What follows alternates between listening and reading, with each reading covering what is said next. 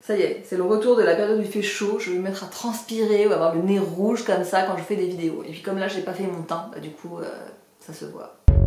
Je me nomme Merlin. S'amuser avec son cerveau, ça peut être très dangereux. Je suis bien d'accord avec vous. Mais qui êtes-vous donc? Je me nomme Merlin. S'amuser avec son cerveau, ça peut être très dangereux. Non, je discutais avec l'ordinateur. Aujourd'hui dans cette vidéo on parle encore de perte de poids. Ne faites pas vos petits mijoris, je sais que vous aimez ça. On parle de perte de poids, on parle de paliers, on parle d'énervement, on parle de solutions.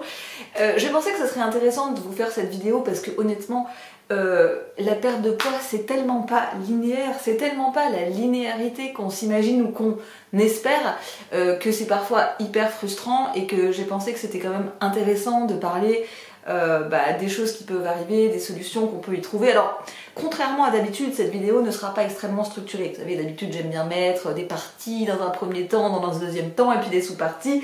Bon, là, ce sera un petit peu plus chit-chat cétogène, blablabla cétogène, comme on en a l'habitude ensemble. S'il s'avère que cette vidéo tombe à pic, ou si vous pensez juste qu'elle est utile, je vous invite à la liker, je vous invite à vous abonner à ma chaîne, mais surtout, si jamais vous aussi vous galérez avec votre poids et que vous trouvez que c'est plus difficile avec le confinement, que le confinement a généré des choses qu'il n'y a pas d'habitude, s'il vous plaît, prenez 2 secondes pour mettre un petit mot dans les commentaires, juste un oui moi aussi je galère ou oui c'est dur. Si vous n'avez pas le temps, je vous demande pas de partager toute votre vie, si vous voulez le faire, faites-le, partagez votre expérience, mais juste un petit mot pour que ceux qui pensent qu'ils sont tout seuls voient qu'ils ne le sont pas, parce qu'il y a trop de gens en fait qui ont l'impression d'être seuls à avoir ce truc, alors qu'en fait, non, tout le monde galère. C'est juste qu'avec les enfilades de confinement et de restrictions, on voit moins les gens, on discute moins avec eux, on ne sait pas ce qui se passe dans leur vie, donc finalement, en fait, on croit qu'on est tout seul. Vous ne l'êtes pas, et si vous voulez aider les autres à ne pas se sentir tout seul, s'il vous plaît, mettez un petit mot dans les commentaires. Donc il s'est écoulé 5-6 semaines en gros, hein, entre le moment où j'ai commencé ma phase de perte de poids et le moment où je suis arrivée à mon poids d'équilibre. Alors je ne parle pas de la phase de retour à l'équilibre, si vous ne savez pas de quoi je parle, allez voir ma dernière vidéo sur la perte de poids. Je parle bien de la phase des actions, la phase où on commence la perte de poids. Donc pour moi en fait, il m'a bien fallu voilà 5-6 semaines pour perdre les 2,5-3 kilos que j'avais pris. Donc ce n'était pas, comme certains se l'imaginaient, juste de la rétention d'eau ou une prise de poids temporaire, non, c'était vraiment du poids. Et je vous avoue que ça a été une période extrêmement frustrante. Franchement, une traversée du désert ces 6 semaines, enfin surtout le début. Ceux qui ont vu ma première vidéo sur donc, les stratégies et comment organiser sa stratégie de perte de poids, vous savez peut-être que je m'étais fait une espèce de planning en fait avec non pas des objectifs de poids, parce que le poids ne peut pas être un objectif. Le poids n'est pas sous votre contrôle. Un objectif, c'est quelque chose qui est sous notre contrôle. Donc le poids n'en est pas un. Le poids n'est pas entièrement sous notre contrôle. Donc c'était pas des objectifs, mais c'était, si vous voulez, des sortes de checkpoints. Je m'étais mis, voilà, semaine 1, je pense que je serai à peu près là, semaine 2, je serai là, semaine 3, etc. jusqu'à la fin, où j'avais prévu à peu près d'être à mon poids d'équilibre fin mai. En fait, ça s'est pas du tout passé comme j'espérais, parce que moi j'avais projeté que j'allais perdre beaucoup de poids au début, surtout qu'au début je faisais mon jeûne intermittent, et puis que ça allait se ralentir à la fin. Ça n'a pas du tout été comme ça, et du coup c'était une horreur, parce que si vous voulez, j'ai attaqué avec ma phase de 2, presque 3 semaines de jeûne intermittent du midi, et j'étais hyper stricte, et il ne se passait rien. C'était un enfer mentalement, quoi. Et en fait, je me suis rappelé en cours de parcours que effectivement dans mes autres expériences de jeûne intermittent ça se passait souvent comme ça. C'était souvent qu'en fait je ne perdais pas de poids pendant que je le faisais, et c'est paradoxalement quand je me remettais à manger que je voyais un effet sur mon physique ou sur mon poids, ou les deux. Vous savez, mon métabolisme a tellement de bizarreries que j'ai arrêté de me poser des questions, enfin j'ai pas arrêté de me poser des questions, mais j'ai arrêté de chercher à chaque fois une explication rationnelle. J'accepte le fait que pour moi c'est comme ça, sans vraiment comprendre pourquoi. Si jamais c'est aussi votre cas, partagez, hein, et partagez aussi vos hypothèses, mais moi je ne sais pas pourquoi c'est comme ça, je le constate. Mais si vous voulez, sur le moment, j'ai totalement oublié quoi. Sur le moment, j'étais en tabernacle, j'étais là genre mais quoi. Et puis en plus, vous savez, moi, il y a le coaching, j'accompagne aussi des gens dont j'espère pour eux qu'ils vont atteindre leurs objectifs, et je suis contente pour eux quand ils les atteignent, mais il y a cette espèce de truc qui me dit putain, et lui il y arrive, toi tu y arrives pas quoi. C'est toi qui es censée être la coach meuf. Donc vous voyez, il y avait cette espèce d'horrible frustration. au-delà du fait que ça bougeait pas beaucoup, en plus c'était très en dents de scie, dès que je perdais un peu je reprenais juste après, enfin c'était vraiment n'importe quoi et ça bougeait pas quoi. Puis même physiquement je voyais bien dans la glace que ça bougeait pas, donc je paniquais un peu. Il faut dire, et ça on l'oublie beaucoup en cétogène, que en fait notre poids varie énormément en cétogène avec la quantité de sel que l'on ingère. Vous êtes supposé prendre du sel ajouté, mais c'est difficile de réguler cette consommation parce qu'autant le sel ajouté que vous prenez comme ça, vous pouvez le réguler, si vous le prenez tous les jours à la même heure, dans la même quantité, mais ce que vous mangez dans la journée, vous ne le régulez pas en général. C'est très différent, par exemple, vous prenez une collation, je dis n'importe quoi, vous prenez un goûter, vous décidez, tiens, je me prends des noix de macadamia avec du sel. Bon, moi, mes noix de macadamia, elles sont stockées dans un pot de sel. Donc forcément, j'en mange beaucoup quand j'ingère beaucoup de sel quand je mange de la noix de macadamia. Si à la place des noix de macadamia, j'ai choisi de faire une fat bomb, bah, évidemment, il n'y a pas beaucoup de sel dedans. Bon, moi, j'en mets toujours un peu, mais il n'y en a pas beaucoup. Donc, ça va faire une grosse différence. En tout cas, sachez que en cétogène, on peut avoir des deltas allant jusqu'à 2 kg. En ce qui me concerne, si par exemple, je passe 2 jours à pas prendre de sel du tout, je vais perdre très vite 1 kg, 1,5 kg. A l'inverse, si je passe 2 jours à manger des trucs très salés et à prendre beaucoup de sel ajouté, je peux prendre 1 kg aussi, et pourtant en vérité c'est juste de l'eau.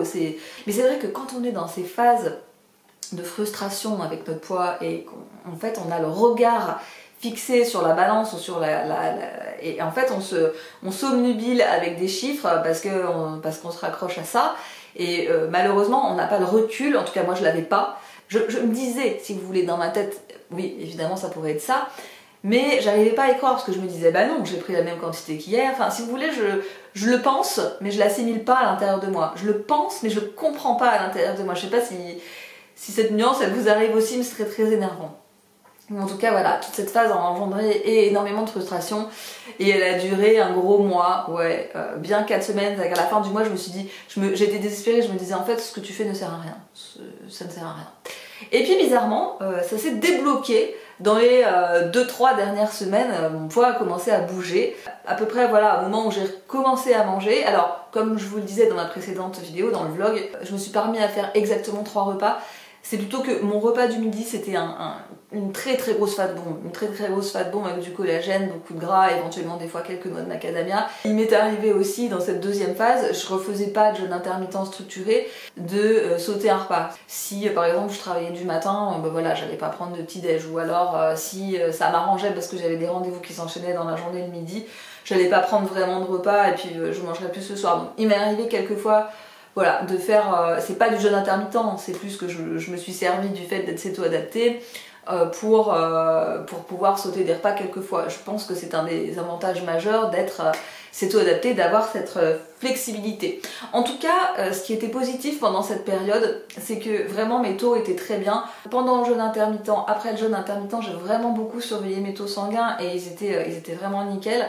J'ai fait beaucoup d'efforts, comme je vous l'avais annoncé, sur les légumes, la variété des légumes, les rotations sur les légumes, les différentes façons de consommer les algues. J'ai fait des efforts aussi, mais ça je crois pas vous l'avoir dit, pour switcher un peu mes matières grasses. J'étais moins sur le beurre, moins sur le ghee, plus sur les huiles, l'huile d'olive, plus sur les huiles go-keto. C'est vrai que d'habitude j'aime beaucoup plus la kétosène green, mais là en fait je n'avais plus trop et il me restait de la rouge. Et j'ai pris de la rouge, elle était pas mal, je me suis dit qu'en plus ça stimulerait peut-être un peu mon métabolisme, donc voilà, j'ai pris plus d'huile d'olive, plus de la kétosène rouge comme ça, plus de crème Nutribe et moins de beurre. Et en fait j'avais vraiment une sensation de très grand confort digestif. Donc je pense que tout le travail que j'avais fait sur le foie, la sève du bouleau, etc. a porté ses fruits. J'avais plus de boutons, mon teint était bien, j'avais plus aucun des symptômes que j'avais avant de lourdeur digestive. J'avais un transit nickel, vraiment comme une horloge, et puis nickel sur tous les plans. Donc ça j'étais très contente parce que je sentais que vraiment c'était bénéfique, cette espèce d'effort mis aux différentes fibres, aux différents légumes et aux algues et aux choses comme ça. Donc ça je pense que je vais le continuer, c'était vraiment quelque chose qui était bien. C'était une évidence pour moi que pendant cette période je n'allais pas consommer de desserts cétogènes, chocolat cétogène, trucs cétogènes, machin. J'ai fait 2 exceptions. Une pour mon anniversaire, j'avais même pas prévu d'en faire, mais en fait bon, j'ai eu une surprise vraiment incroyable. Pour la petite histoire, Salomé Selouk m'avait envoyé un un cadeau absolument énorme, une espèce de chasse au trésor tellement énorme qu'en fait je n'ai toujours pas fini, je suis en train de la faire. Et en fait la première étape était pour le jour de mon anniversaire, il fallait que j'aille chez une fille qui habitait à Vénissieux. Et en fait cette fille c'était Sarah du compte Sarah Keto Bakery, et en fait Salomé lui avait commandé un gâteau pour mon anniversaire. Le truc était absolument magnifique, aussi beau que bon. C'était absolument génial, ça valait vraiment le coup de faire un écart. Donc je pense avoir mangé sur 2 jours la totalité du gâteau. C'était très bon, je ne regrette pas. Et mon deuxième écart, c'était le gâteau Castella que vous avez vu dans mon dernier vlog. Donc voilà, pour en gros sur 6 semaines, sur 1 mois et demi, j'ai fait 2 écarts avec ça et c'est tout. Et vraiment, je ne les aurais pas fait si ça n'avait pas été mon anniversaire. J'ai fait pareil pour le fromage, vraiment j'ai viré tous les fromages. J'en consomme déjà pas beaucoup, mais c'est vrai que normalement je m'autorise de temps en temps parce que j'aime beaucoup ça. J'ai tout viré parce que honnêtement, moi je suis pas du genre à me contenter d'une petite tranche de 10 grammes de comté. Si je mange du fromage, je mange du fromage. Donc je préférais tout enlever. Je crois que j'ai dû une fois manger un peu de burrata chez mon mec et le reste, rien. Je pense que c'était bénéfique aussi.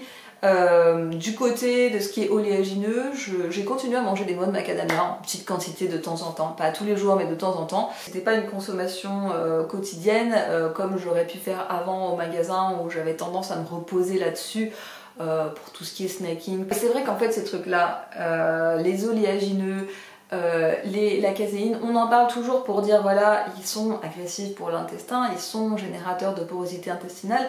Ce qu'on oublie de dire, c'est qu'au-delà de ça, ce sont des produits qui sont très lents à se digérer. Donc ce sont des produits qui restent longtemps dans l'intestin.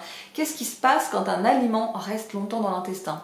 Au-delà de ralentir votre transit, il va être très absorbé. Plus un aliment reste longtemps dans son parcours de digestion dans l'intestin, plus le corps va avoir le temps de tirer, en fait, de tout absorber, toutes les calories. Quand vous êtes quelqu'un qui a des problèmes de diarrhée, souvent en fait le problème c'est que le corps n'a rien le temps d'absorber. Là c'est le problème inverse. Donc quand vous êtes dans une optique de gérer votre poids, perdre du poids, etc., vous voulez éviter de consommer des aliments qui restent des plombes et des jours dans votre intestin, surtout quand en plus ils y font des dégâts. Et puis enfin, au niveau de l'activité sportive, c'est vrai que je m'étais un peu ralentie, donc forcément j'essayais de me relancer, de structurer, comme je vous l'avais montré dans mon cahier, d'essayer d'avoir toujours quelque chose et dans les choix de ce que je faisais, d'introduire un peu plus de hits que ce que je ne faisais avant. Donc j'ai pris des hits sur la chaîne de Justine et Thibaut par exemple, j'ai pris des hits Invincible, là, les Mills, j'ai fait des trucs... pas des trucs très élaborés, hein, mais des trucs qui changeaient en fait de ce que je faisais avant. Je me suis remise à faire du yoga, je me suis remise à faire un certain nombre de choses. Donc voilà, si on fait un petit bilan, j'ai perdu en moyenne 2,5 kg, presque 3 sur cette période de 6 semaines. Alors malheureusement j'ai été un petit peu stupide parce que quand je prends du poids, je le prends majoritairement sur les fesses et les cuisses et pas tellement à la ceinture abdominale. Et je n'ai pas pensé, quand j'ai fait ces premières prises d'image, de me prendre en entier. Donc en fait là vous voyez pas grand chose, vous voyez que la ceinture abdominale et du coup la différence entre le poids avant-après n'est pas flagrante. Mais voilà, j'ai été bête et je le serai moins pour la prochaine vidéo. Étant, bon gré mal gré, arrivé à mon poids d'équilibre, donc celui où j'étais avant de prendre du poids, j'aimerais quand même continuer sur ma lancée. Je sais que c'est aussi là que ça se complique parce que c'est toujours plus dur d'aller en dessous du poids où le corps aime à revenir en fait naturellement. Donc moi je sais qu'il est à peu près là, je le sais maintenant depuis 5 ans, mais j'aimerais quand même essayer d'aller en dessous, on sait pas. Évidemment, et encore une fois, une 100e fois, je vous invite à ne surtout pas copier-coller, répéter bêtement les actions que moi je vais prendre, mais à réfléchir à ce qui serait le mieux pour vous et pour votre contexte. Ce qu'il faut bien comprendre en fait, c'est qu'on ne peut pas espérer avoir des résultats différents en faisant toujours la même chose. Donc évitons de faire nos petits Jean-Michel Cohen et de continuer à vouloir toujours réduire les calories et augmenter le sport. Je suis d'accord qu'on ne peut pas aller à l'encontre des lois de la thermodynamique. Si vous consommez des tas de calories et que vous n'en brûlez aucune, forcément vous allez perdre du poids. Mais ce que je vous expliquais dans mes vidéos sur le métabolisme, c'est que ces lois de la thermodynamique et ces histoires de calories sont régies par d'autres leviers qui sont plus puissants, ceux des hormones, ceux du système mitochondrial, etc. Quand le travail avec juste les calories, le sport a montré ses limites, il faut essayer de jouer sur d'autres leviers, des leviers différents, de jouer sur le métabolisme, de jouer sur les variations d'intensité, de jouer sur les variations dans votre mode de vie pour introduire des changements qui vont induire des stress hormétiques qui vont permettre à votre corps de débloquer certains paliers ou d'aller plus loin. Alors concrètement, qu'est-ce que j'ai décidé de faire? Déjà sur le plan alimentaire, comme je vous le disais, je vais recommencer à manger normalement. J'ai prévu de refaire une phase de jeûne intermittent du midi. Je pense vraiment que c'est celui qui me convient le mieux, qui est le plus en accord avec mon mode de vie et comment je veux organiser les choses. C'est pas le plus facile, mais comme je vous le disais, je n'ai pas l'intention d'en faire une règle. Je vais le faire pendant 2 ou 3 semaines et arrêter, comme je vous l'explique dans mon protocole de sèche qui est disponible, qui est toujours disponible en barre de description si ça vous intéresse. Il coûte 9,75 €. Donc vraiment, si vous êtes curieux, allez voir, ça ne coûte pas grand chose. Je vais conserver ma règle d'éviter au maximum tout ce qui est dessert, cétogène, etc. Ce sera peut-être un peu plus compliqué pour le fromage, l'alcool, etc. Parce que bon, voilà, c'est vrai que les restaurants ont réouvert, les bars ont réouvert, on a été privés pendant 1 an, donc je crois que c'est assez humain d'avoir envie d'y retourner. Personnellement, c'est pas une envie pressante, mais je sais que ça va arriver, et je sais que si je retourne au resto et que j'ai envie de manger une burrata, je ne vais pas m'en empêcher. Mais ça va rester très ponctuel. Quand vous verrez cette vidéo, la salle de sport sera à 2 doigts de réouvrir, donc vous pouvez vous imaginer que je suis comme ça devant mon écran à refresh ma boîte mail pour voir si j'ai pas reçu un mail de la salle qui explique comment on va pouvoir y retourner.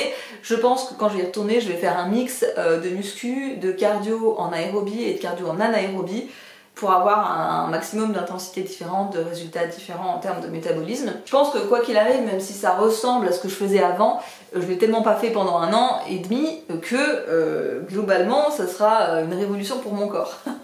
Au niveau des compléments alimentaires, donc je vais refaire une cure d'oméga 3. J'en ai fait une donc au mois d'avril, je vais en faire une là au mois de juin. Et puis deuxième chose, alors vous savez que je ne suis pas très fan des probiotiques. Pourquoi je ne suis pas fan des probiotiques? Et bon, je vous le dis toujours, il y a autant de microbiotes que d'humains. Donc on a tous des microbiotes différents, et pas que un peu différents, mais infiniment différents. Je trouve personnellement que c'est de la folie d'aller prendre un probiotique lambda dosé avec tant de souches de temps quand on ne sait pas quelle est notre propre carte de probiotiques. Vous ne savez pas quelles sont les souches qui sont en trop petite quantité, quelles sont les souches qui sont trop dominantes. Donc du coup, en achetant un truc au hasard, vous risquez de faire n'importe quoi, de surpeupler des souches qui sont déjà surreprésentées. Je ne prends ni ne conseille de probiotiques, à part dans les cas où les gens viennent me voir en me disant voilà, j'ai fait une analyse de microbiote, je sais qu'il me manque ça, ça, ça et ça, est-ce que vous avez quelque chose au magasin qui correspond et que je pourrais prendre? Là, ok, mais sinon, non. Mais là, en fait, on a au magasin un probiotique isolé, une seule souche qui s'appelle le Lactobacillus gasseri et que je connais bien parce qu'en fait c'est une souche qui est supposée agir fortement sur la gestion du poids. Donc en fait je me suis dit que j'avais envie d'essayer. Alors j'ai acheté, j'ai commencé à le prendre et au début c'est très mal parti. Parce qu'en fait ça m'a tout de suite déréglé le microbiote. J'ai eu tout de suite des signes de hop hop hop, arrête-toi, ça ne va pas. Et du coup j'étais un peu dégoûtée, je me suis dit non mais attends, je viens de l'acheter, en plus c'était pas donné, j'ai envie de le tester, j'étais pas contente. Et puis finalement je me suis dit mais attends, si ça se trouve il est juste trop dosé. Si ça se trouve ton microbiote il n'est pas content de recevoir autant de cette souche qu'il ne connaît pas, que peut-être il n'a pas assez, ou peut-être il a mais qu'il n'a pas besoin d'avoir autant. Du coup en fait j'ai décidé de le prendre très espacé. Donc au début j'en ai pris un, et puis j'ai attendu 4 jours sans en prendre avant d'en reprendre un. Et puis après j'ai espacé de 3 jours, et après j'ai espacé de 2 jours. Et en fait en procédant comme ça j'ai réussi à le réintroduire sans que ça ne dérègle ma flore et mon microbiote. Donc je suis un peu contente, sauf qu'il est trop tôt pour vous faire un retour là-dessus. Je sais pas du tout si ça va m'aider ou pas, j'en ai aucune idée. Mais ça je vous en parlerai si je fais une 3e vidéo, une vidéo de bilan à la fin de ma perte de poids. Si ça vous intéresse n'hésitez pas à me le dire, mais du coup voilà, pour l'instant je vous en dis rien, je dis juste que j'essaye. Mais s'il y en a qui connaissent et pour qui ça a eu des effets, je vous invite à me le dire en commentaire. Et enfin, dernière rubrique des choses que j'ai entreprises, alors là c'est une rubrique un peu fourre-tout. Alors moi j'ai un problème de silhouette. Je pense que je vous l'avais déjà dit, mais j'ai une légère dominance d'œstrogène qui s'est atténuée avec le temps mais qui est toujours là, donc j'ai Quand je prends du poids, je ne prends pas autour de la ceinture abdominale, je prends plutôt sur les fesses et les cuisses. Et j'ai tendance sur cette zone à avoir de la cellulite.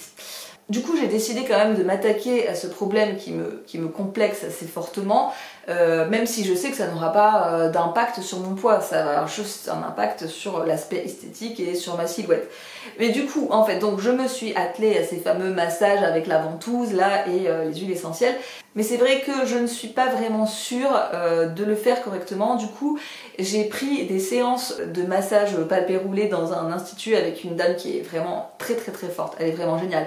Alors quand vous avez là, déjà merci beaucoup Alizée de m'avoir donné cette adresse, mais quand vous allez là-bas, en fait, vous en chiez, c'est une horreur. C'est-à-dire que pendant le temps que dure le massage, vous transpirez, c'est un calvaire. Vous transpirez comme si vous étiez à la salle de sport, sauf qu'en fait, vous ne faites rien. Vous ressortez avec des bleus plein les jambes, mais c'est quand même très efficace. Donc je vais prendre des séances de ça, et puis compléter avec le palpé roulé, compléter avec le rouleau que je vous ai montré, le rouleau cranté là que je vous ai montré dans mon dernier vlog, parce que c'est bien aussi pour compléter le travail. Et puis également compléter avec le sport, parce que c'est vrai que la cellulite c'est beaucoup aussi lié à un problème de non-circulation de la lymphe, lié à un problème de station assise, lié à un problème de manque de mouvement, lié à un problème de mode de vie aussi, pas uniquement d'hormones, même si les deux rentrent en compte. Donc je vais faire ça. Et enfin, dernière chose que j'ai décidé de faire, j'ai décidé de prendre des séances de cryothérapie.